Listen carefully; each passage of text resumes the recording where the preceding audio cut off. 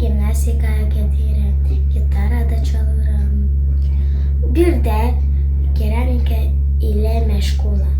Burada mənim əl işlərim. Bu yengeçdir, bu pişikdir, bu kirpidir və bu xamiliyondur. Bundan başqa mən Azərbaycan rəqslərini sevirəm. Praqada mən də varım.